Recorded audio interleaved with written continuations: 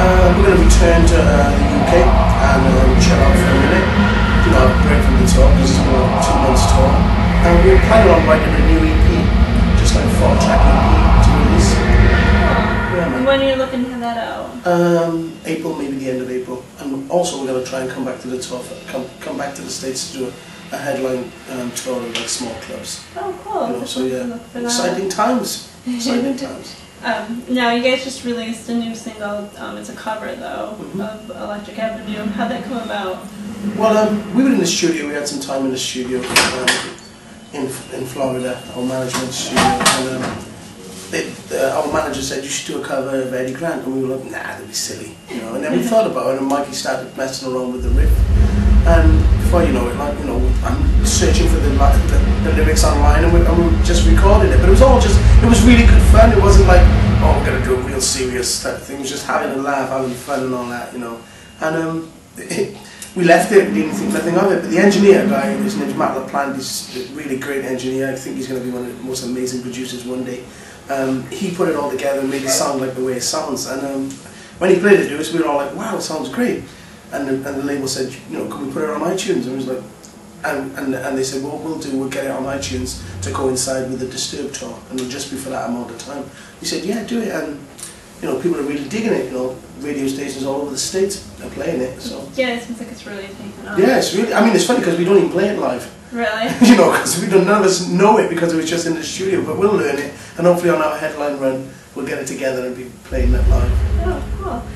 Will that be on the EP then too? Or? No, I shouldn't think so, because like, you know, we're known for originality, really. You know, more than covers. I mean, even though we did the song with our own twist on it, we're still more known for original stuff. You know. So the only way to get it is through iTunes? Yeah, through iTunes. I'm sure the label will try to put our hands behind our back and twist our fingers to make us put it on the EP as well, but we'll see, we'll see. You never say never, and you never know. Right. Now I want to talk a little bit about music itself. Could you combine reggae with metal and punk and that type of, you know, some pop?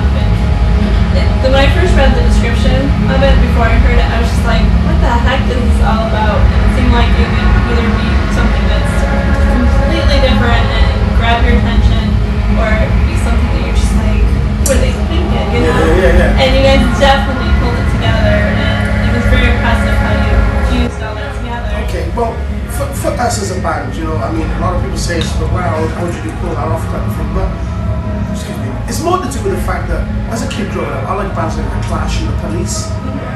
And what I like to look at Skindred as, we're just an extension. I'd like if you could see a family tree, you know, of bands that amalgamate Western music with Western music with third world music, I'll say.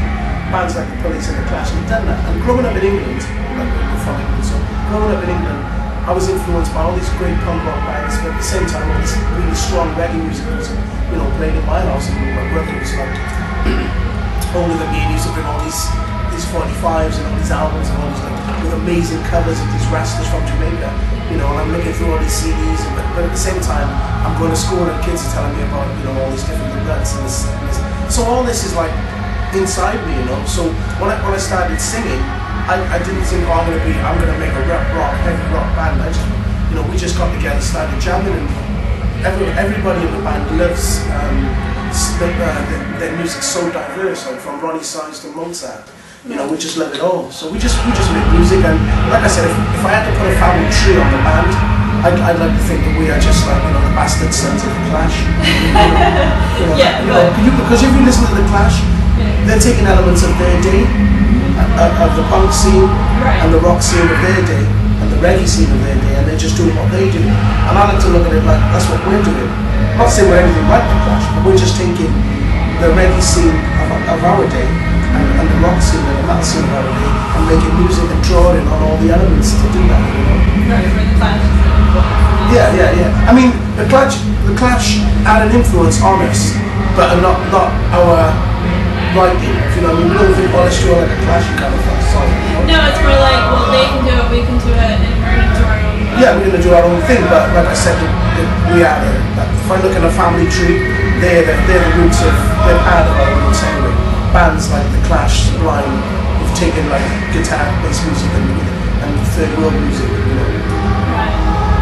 it's just weird for myself because I think of reggae, it's more relaxed and laid back. And you think of metal and punk, it's all about the aggression and anger. Well, I mean, but it flows and works so well with what you're doing. Well, that's what I'm saying. It's like because of like I'm an angry wrestler.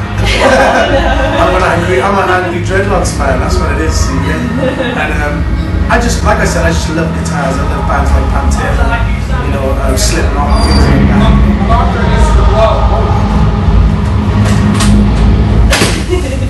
They got on good. The bus driver is insane. I've never met a ham like him. I'm a ham, but he doubles my hamness. With the new album, also the title of it, Roots Rock Riot. But it's also, isn't there like a Bob Marley? Well, Bob Marley had a song called, it was the time of the 70s. It wasn't Bob Marley's time, because I think people, as much as Bob Marley's amazing, I think he takes a lot of credit for the great musicians who were around him, and everyone just thinks he was Bob Marley. But it was a scene, there was a thing, people were saying, roots rock reggae, that's what that was the thing they were calling it.